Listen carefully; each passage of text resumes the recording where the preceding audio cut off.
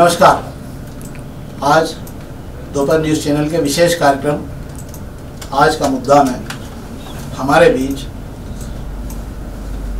TB के जाने माने चिकित्सक जिन्होंने लंबा समय क्षय रोग के निदान के लिए लगाया है और वे इस समय क्या स्थिति है इंदौर की, इसके अलावा पिछले 5 सालों में क्या क्या काम इस क्षेत्र में हुए हैं, इसके बारे में भी वो हमें जानकारी देंगे।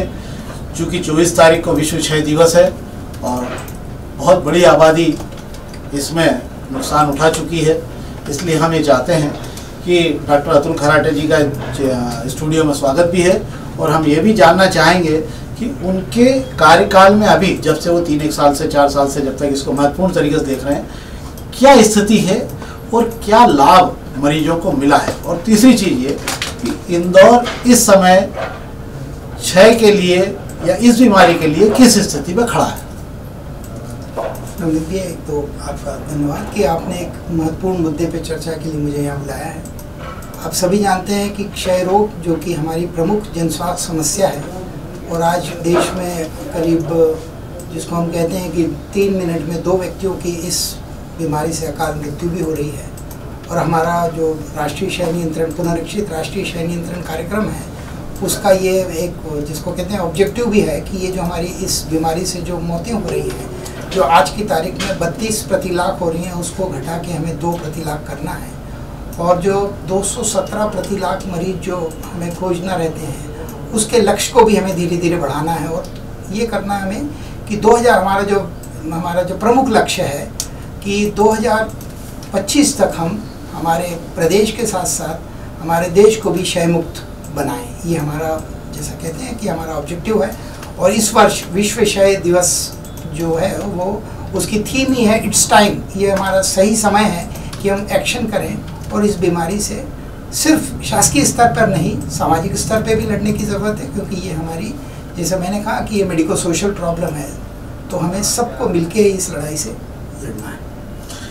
एक और सवाल सबसे महत्वपूर्ण है सर इसमें कि क्या आप इस समय क्या ग्रामीण क्षेत्र में किस स्थिति में देख रहे हैं? क्या ग्रामीण क्षेत्र में क्षय की बीमारी ज़्यादा है या शहरी क्षेत्र में आपको मरीज ज़्यादा मिल रहे हैं? क्या आप ये बता सकते हैं कि किस क्षेत्र में ज़्यादा मरीजों की संख्या बढ़ी हुई है? बिल्कुल नवनीत भाई, जो आपने कहा ग्रामीण और शहरी ये तो बीमारी है, यह सभी क्षेत्रों में इक्वल रूप से है। लेकिन जैसा कि आप जानते हैं कि हमारी 60 से 70% आबादी जो है वो ग्रामीण क्षेत्रों में रहती है, इसलिए वहाँ मरीज़ भी ज़्यादा है। और शहरी में भी आजकल शहरों में आप देखते हैं कि जो इंडस्ट्रियलाइजेशन हो रहा है, अर्बन स्लम्स हैं, यहाँ हमें टीबी के बहुत बीमारी काफ़ी मिलती है। लेकिन एक महत्वपूर्ण बात इसमें बताना चाहूँगा कि क्षय रोग ऐसा है जिसको हम ट्यूबरकुलर बेसिलाई से होने वाली बीमारी है। यह अमीर गरीब, छोटा बड़ा और पुरुष महिला किसी को डिफ्रेंशिएट नहीं करता, किसी को भी बीमारी हो सकती है। और ये दोनों अर्बन और रूरल एरिया में समान रूप से है। इम्पॉर्टेंट चीज़ ये है कि जो हमारी बीमारी है जो फेफड़े में होती है, जो 85% होती है, यही बीमारी है जो एक रोग ग्रसित व्यक्ति से एक स्वस्थ व्यक्ति तक पहुंचती है। और 15% जो एक्स्ट्रा पल्मोनरी टीबी है जो एक व्यक्ति से दूसरे व्यक्ति को नहीं फैलती। अच्छा, एक और सवाल है, इसी से जुड़ा हुआ है मेरा सवाल ये कि आप क्या सरकार ने इस मामले में एक बड़ा प्रयास किया है? सरकार पिछले 2-3 सालों से लगातार क्षय के क्षेत्र में बड़ा काम कर रही है। मैं केवल ये जानना चाहता हूँ कि सरकार के किए हुए कार्यों का लाभ नीचे के मरीजों को मिल पा रहा है या नहीं मिल पा रहा है? बड़ा पेचीदा सवाल आपने कर दिया है। बिल्कुल बहुत बड़ी जिम्मेवारी है, क्योंकि ये हमें जन जन तक पहुँचाना है। मैं ये ज़रूर कहूँगा, अभी तक क्या होता था कि जो मरीज हमारे जो शासकीय अस्पताल में आते थे उनको तो हम देखते ही थे, लेकिन प्राइवेट डॉक्टर्स के पास जो जाने वाले रहते थे उसका नोटिफिकेशन नहीं होता था। शासन द्वारा समय समय पर 2012 से इसको नोटिफाइबल डिजीज़ कर दिया था, लेकिन 2018 के बाद बिल्कुल इसमें काफ़ी परिवर्तन आए हैं। और प्रदेश के अलावा, इंदौर के अलावा और पूरे देश में ये परिवर्तन आया है कि अब इसमें सख्ती हो गई है कि जैसे अगर आपने किसी प्राइवेट डॉक्टर ने किसी टीबी के मरीज को देखा है तो उसकी जिम्मेवारी है कि वो शासन को उसके बारे में सूचित करे। पहले ये होता था कि वो प्राइवेट इलाज ले रहा है, उसको सुविधाएं नहीं मिलती थी। इसके अलावा ये जो इसके बारे में 2 चीज़ें और कही गई हैं कि एक तो नोटिफाइबल डिजीज़ है और एक धारा हमारी जो 269 और 270 ये धाराएं हैं एक्ट ऑफ ओमिशन और एक्ट ऑफ कमीशन। मतलब अगर कोई व्यक्ति अगर उसको मालूम है कि टीबी का है और अगर वो चिकित्सक उसको नोटिफाई नहीं करता या कोई टीबी का मरीज है और दवा बराबर नहीं खा रहा, तो अब इसके ऊपर इन धाराओं के तहत एक्शन हो सकता है।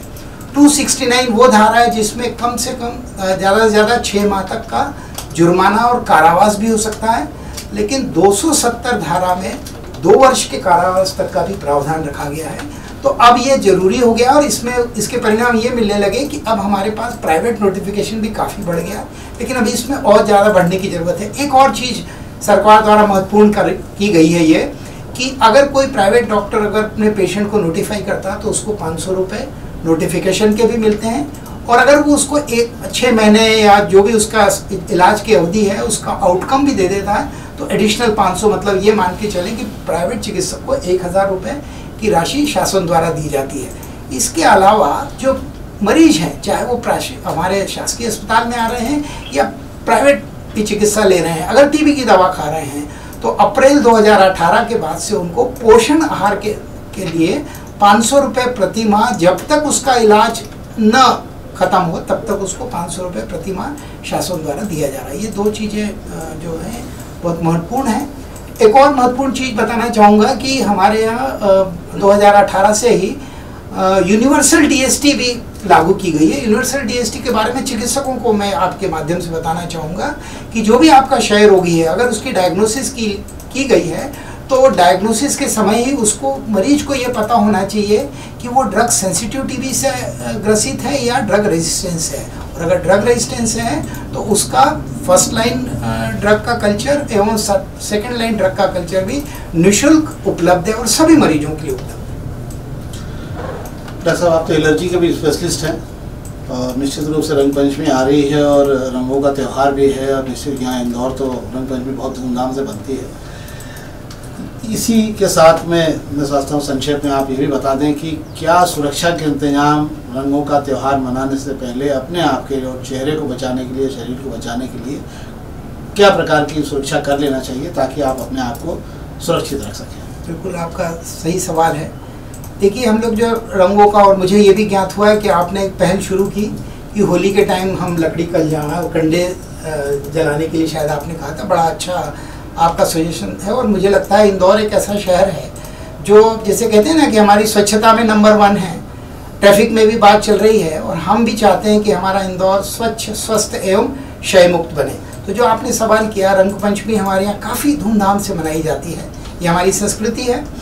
तो हम ये चाहेंगे कि अगर हम, चूँकि हमें पानी बचाना है, एक दिन पहले ही हमारा वाटर सेविंग डे भी रहा है, तो क्यों ना हम ये रंग पंचमी आ रही है कि रंग और गुलाल से खेलें, पानी का कम उपयोग करें, और जो हम रंगों का उपयोग करते हैं उसके बारे में मैं विशेष रूप से ध्यान आकर्षित करना चाहूँगा कि ये जो केमिकल रंग का यूज़ होता है, आप भी जानते हैं, आप लोग मिल क्षेत्र में आप काफ़ी सालों से जुड़े हुए हैं, तो आप समझ सकते हैं कि वो जो हमारा पिंक कलर का और ग्रीन कलर जो रंग रासायनिक कलर का उपयोग किया जाता है, उसमें रासायनिक पदार्थ नाइट्रस ऑक्साइड और ये जो है जो हमारे शरीर पे बड़ा बुरा, उसमें कॉपर भी मिला रहता है, ऐसे तत्व रहते हैं जो शरीर को नुकसान पहुँचते हैं। तो हमें अब इस वर्ष प्राकृतिक रंगों का ज़्यादा से ज़्यादा उपयोग करना है ताकि ये जो एलर्जी, क्योंकि स्किन एलर्जी हो जाती है, किसी को रंगों से शरीर पे दाने, खुजली ये सब होती हैं, आँख में चला गया तो आँख में जलन हो जाती है, लाल आँख हो जाती है। तो हम कोशिश करें कि हम एक तो सूखे रंगों से खेलें और प्राकृतिक रंगों का ज़्यादा से ज़्यादा उपयोग करें। अच्छा साहब, किसी को राजनीतिक एलर्जी हो जाए तो उसका कोई इलाज है क्या कि नहीं हो सकता? इसका जवाब तो मुझे लगता है आप मेरे से ज़्यादा अच्छी तरह से दे सकते हैं। चलिए, तो ये थे हमारे साथ डॉक्टर अतुल खराटे जो टीबी के क्षेत्र में काम भी कर रहे हैं और बहुत बेहतर काम कर रहे हैं, और विश्व क्षय दिवस भी है। हम भी चाहेंगे कि लोग इस बीमारी के प्रति जागरूक रहें क्योंकि बीमारी किसी को भी हो सकती है और इससे जो है शरीर को भी नुकसान होता है, परिवार को भी नुकसान होता है। हम चाहते हैं आइए इस महायज्ञ में आप भी शामिल होइए और अधिक से अधिक लोगों को जांच के लिए प्रेरित करिए ताकि वे लोग स्वस्थ रह सकें और स्वच्छ इंदौर के बाद हम स्वस्थ इंदौर का अभियान भी चला सकें। धन्यवाद।